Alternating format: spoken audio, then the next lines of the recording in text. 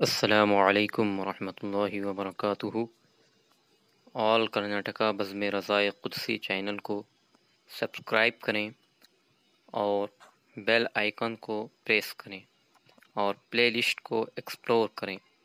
جزاک اللہ خیرا۔ نحمده ونصلي ونسلم على رسوله الكريم، أما بعد فأعوذ بالله من الشيطان الرجيم، بسم الله الرحمن الرحيم، إن الله وملائكته يصلون على النبي يا أيها الذين آمنوا صلوا عليه وسلموا تسليما، اللهم صل على سيدنا ومولانا محمد معدن الجود والكرم وآلہ وصحبہ وبارک وسلم، صلاۃ وسلاما علیک یا رسول اللہ، صلاۃ وسلاما علیک یا حبیب اللہ صلی اللہ تعالی علیہ وسلم۔ حضرت سیدنا عبداللہ ابن مبارک رحمۃ اللہ تعالی علیہ فرماتے ہیں، بچپن میں دیکھی ہوئی ایک عبادت گزار خاتون مجھے اچھی طرح یاد ہے۔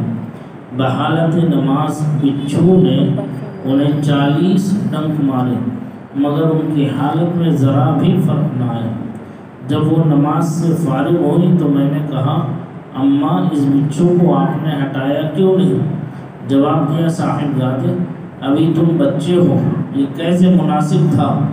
میں تو اپنے رب کے کام میں مشغول تھی، اپنا کام کیسے کرتی؟ حضرت سیدنا عبداللہ ابن عباس رضی اللہ تعالی عنہما بیان کرتے ہیں کہ رحمت عالم صلی اللہ علیہ وسلم نے ارشاد فرمایا، جب تم میں سے کوئی نماز میں کھڑا ہو تو اپنی آنکھیں بند نہ کرے۔ حضرت علامہ عبدالرؤف مناوی رحمۃ اللہ تعالی علیہ اس حدیث پاک کے تحت فرماتے ہیں، نماز میں مجبوری کے بغیر آنکھیں بند رکھنا مکروہ تنزیہی ہے، کیونکہ یہ یہودیوں کا فعل یعنی کام ہے۔ البتہ خشوع میں اضافہ ہوتا ہو اور دل حاضر رہتا ہو تو اب آنکھیں بند کرنا مکروہ ہے۔ بہار شریعت میں ہے، نماز میں آنکھ بند رکھنا مکروہ تنزیہی ہے، مگر جب کھلی رہنے میں خشوع نہ ہوتا ہو تو بند کرنے میں حرج نہیں بلکہ بہتر ہے۔ دوران نماز ادھر ادھر منہ پھیر کر دیکھنا مکروہ تحریمی ناجائز و گناہ ہے۔ کل یعنی پورا چہرہ پھر گیا ہو یا بعض یعنی کچھ، اور اگر منہ نہ پھیرے صرف کنکنیوں سے ادھر ادھر بلا حاجت دیکھے تو کراہت تنزیہی ہے، اور نادراً کسی غرض صحیح سے ہو تو اصلاً یعنی بالکل حرج نہیں۔ نماز میں نگاہ آسمان کی طرف اٹھانا بھی مکروہ تحریمی ناجائز و گناہ ہے۔ اللہ اکبر۔ آج آپ حضرات نے کتنی باتیں سن لی۔ پہلے نمبر پر حضرت عبداللہ ابن مبارک رحمۃ اللہ تعالی علیہ کا وہ فرمان کہ آپ نے کہتے کہ میں بچپن میں ایک ایسی عابدہ زاہدہ متقیہ پرہیزگار عورت کو دیکھا کہ وہ نماز کی حالت میں تھی اور بچھو نے انہیں 40 ڈنک مارے۔ آج ہمیں ہلکی سی سوئی اگر چپ جائے تو فوراً ہم گھبرا کے رکعت توڑ دیتے، لیکن ان کے بچھو نے 40 ڈنک مارے، جس بچھو کا زہر کتنا چڑھا ہو۔ لیکن کہتی ہیں جب ان سے حضرت عبداللہ ابن مبارک نے پوچھا تو فرماتی ہیں، بیٹا میں تمہیں اس بات کا کیسے شعور ہوگا، تم ابھی تو بچے ہو، یہ بتاؤ میں اللہ کے کام میں مشغول تھی، تو جب میں اس کے کام میں مشغول تھی تو میں اپنا کام کیسے کرتی؟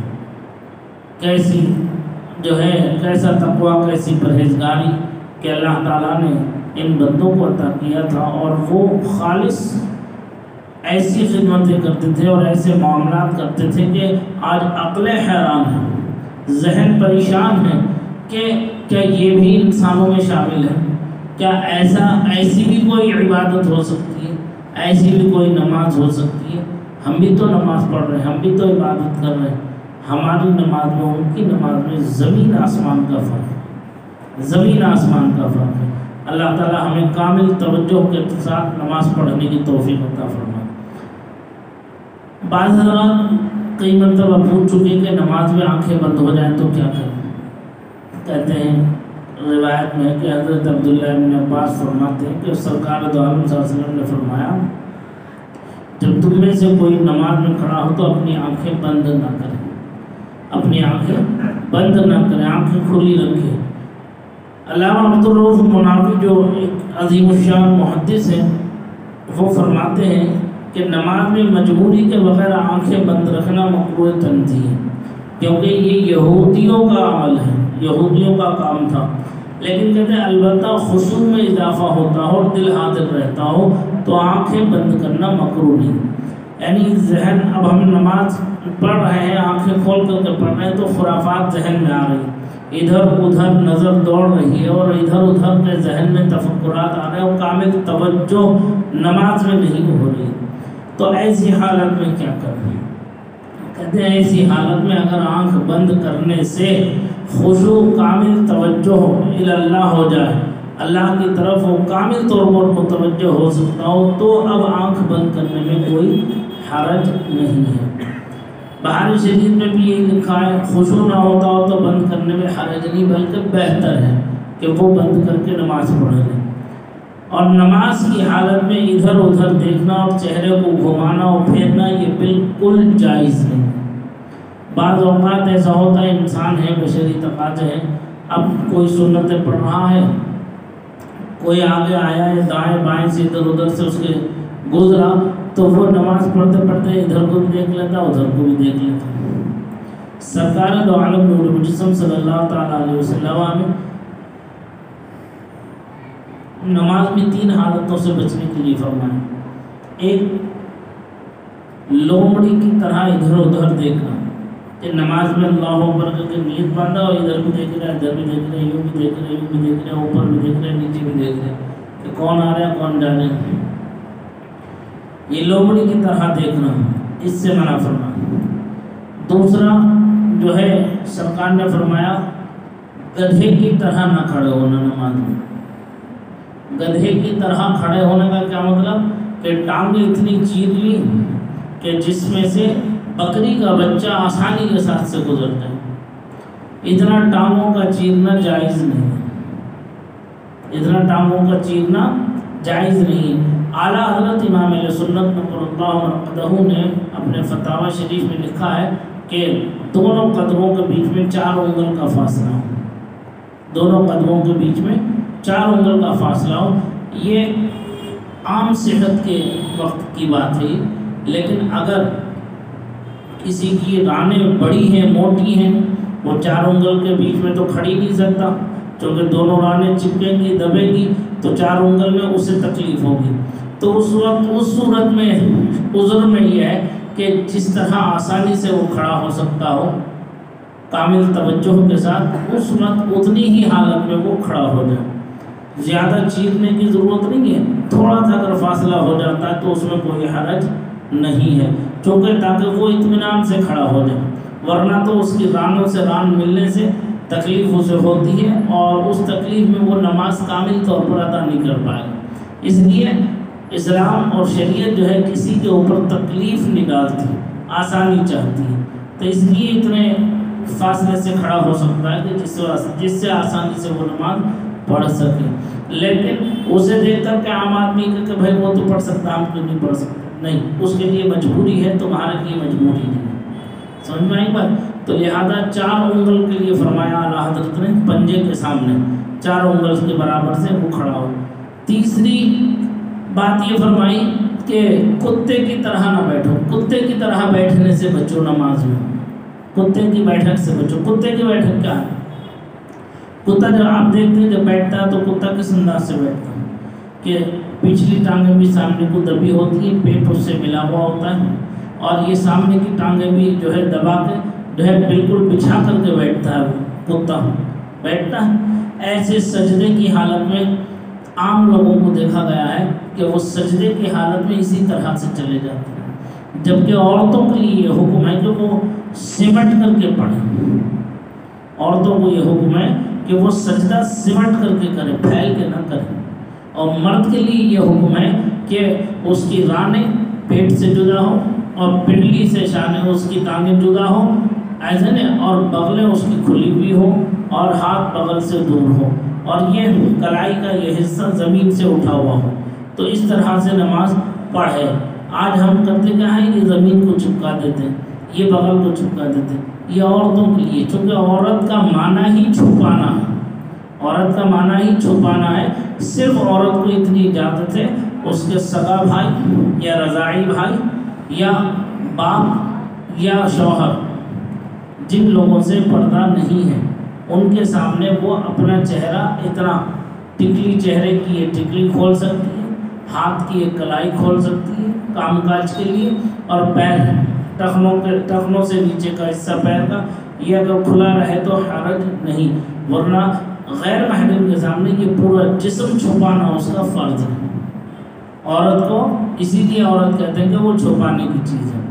فرمایا گیا ہے کہ عورت کے لیے نماز سب سے افضل یہ ہے کہ اگر صحن ہے تو وہ دالان میں پڑھے، دالان ہے تو وہ کوٹھری میں پڑھے، کمرے میں پڑھے، اور کمرہ ہے تو اس کے لیے افضل ہے کہ وہ کوٹھری کے اندر نماز پڑھے، جتنا وہ چھپ کر کے نماز پڑھے گی اس کے لیے اتنا بہتر ہے۔ اور وہ سجدے میں بھی، رکوع میں بھی، سجدے میں تو سمٹ کر کے کریں، اور رکوع میں جس طرح سے مرد جھکتے ہیں کمر سیدھی کرتے ہیں، عورت کے لیے حکم نہیں ہے کہ وہ اپنی کمر سیدھی کرے، بس اس کے ہاتھ گھٹنوں تک پہنچ جائیں آسانی کے ساتھ، بس اتنا جھک لیں، اور اسے بالکل پیٹھ سیدھی کر کے جھکنا جیسے مرد سجدہ کر رکوع کرتے ہیں ایسا اس کے لیے اجازت نہیں ہے۔ سمجھ میں آئی بات؟ تو یہ عورتوں میں اور مردوں میں یہ فرق ہے۔ اس طرح نماز میں جو ہے ادھر ادھر دیکھنے سے، نماز میں کتے کی بیٹھک بیٹھنے سے، اور نماز میں گدھے کی طرح کھڑے ہونے سے، تین چیزوں سے سرکار نے منع فرمایا۔ اس کے اوپر عمل کریں، اللہ تعالیٰ مجھے بھی آپ کو بھی جو ہے اس پر عمل کرنے کی توفیق رفیق عطا فرمائے۔ جو کچھ ہم سیکھ رہے ہیں، سمجھ رہے ہیں، اسے یاد رکھنے اور اسے عمل میں لانے کی توفیق عطا فرمائے۔